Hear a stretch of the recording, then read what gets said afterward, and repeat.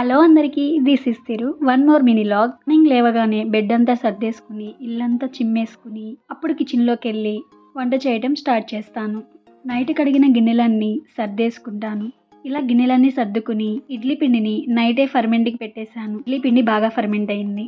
మరి కదా ఊరినే ఫర్మెంట్ అయిపోతుంది. ఇడ్లీ పిండికి సరిపడా సాల్ట్ యాడ్ చేసుకున్నాను. కొంచెం వాటర్ యాడ్ చేసుకుని మొత్తం కలిసేలాగా తిప్పుకుని మూత పెట్టుకుని పక్కన పెట్టేసుకున్నాను. లంచ్ బాక్స్ కోసం ముందుగా కుక్కర్లో రైస్ని నానబెట్టుకుంటాను. కప్పున్నర రైస్ తీసుకుని కడుక్కుని వాటర్ పోసుకుని కుక్కర్ మూత పెట్టుకుని విజిల్ పెట్టుకుని నానబెట్టుకుంటాను.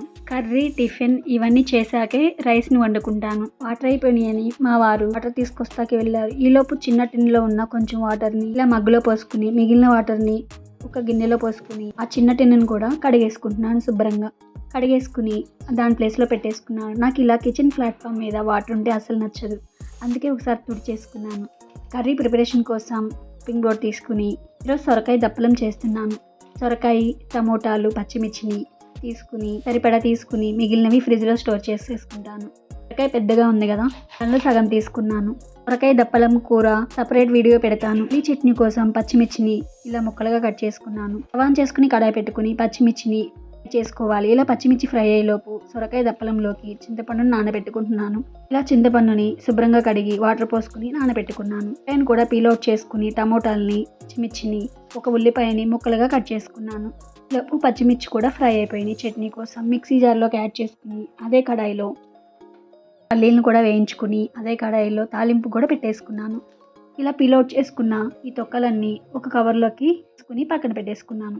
ఆన్ చేసుకుని కర్రీ కోసం కడాయి పెట్టుకుని సొరకాయ దప్పలం అనేది కలిపి పెట్టే కూర కడాయిలోకి యాడ్ చేసుకుని మూత పెట్టుకుని మగ్గించుకుంటున్నాను. చట్నీలోకి కొబ్బరి ముక్కలు, శనగపప్పు ఇవన్నీ యాడ్ చేసుకుని చట్నీని మెత్తగా గ్రైండ్ చేసుకోవాలి. స్టవ్ ఆన్ చేసుకుని రైస్ని కూడా ఉడికించుకుంటున్నాను. ఈరోజు టిఫిన్ ఇడ్లీ పాత్రలో వాటర్ పోసుకుని ఎసురు కాచుకోవాలి. నేను ఒకసారి ఇలా తిప్పుకుని ప్లేట్లోకి సర్వ్ చేసుకోవటమే. ఇలా వాటర్ కాగి ఇడ్లీ పాత్రలో ఈ ప్లేట్లని పెట్టేసుకుని 10 నిమిషాలు ఉడికించుకుంటే ఇడ్లీ ఈజీగా ఉడికిపోతాయి.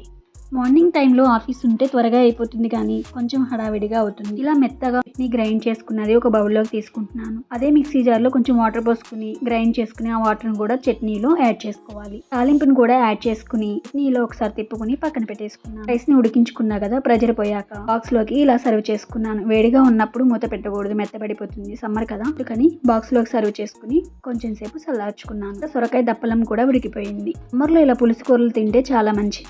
ఇడ్లీ కూడా ఉడికిపోయింది. ఇడ్లీ ప్లేట్లు ఇలా బయటికి తీసుకుని కొంచెం చల్లారాక ఇడ్లీలు తీసుకుంటే ప్లేట్కి అంటుకోకుండా చక్కగా వస్తాయి. ఈరోజు మా వారు ఆఫీస్లో తింటాను బాక్స్ పెట్టమన్నారు. టిఫిన్ చట్నీ బాక్స్లో పెట్టేసి లంచ్ బాక్స్ కూడా కర్రీ కూడా పెట్టేసుకున్నాను. ఇదేనా నా మినీ లాగ్. నచ్చితే ఒక లైక్ చేయండి, సబ్స్క్రైబ్ చేయండి.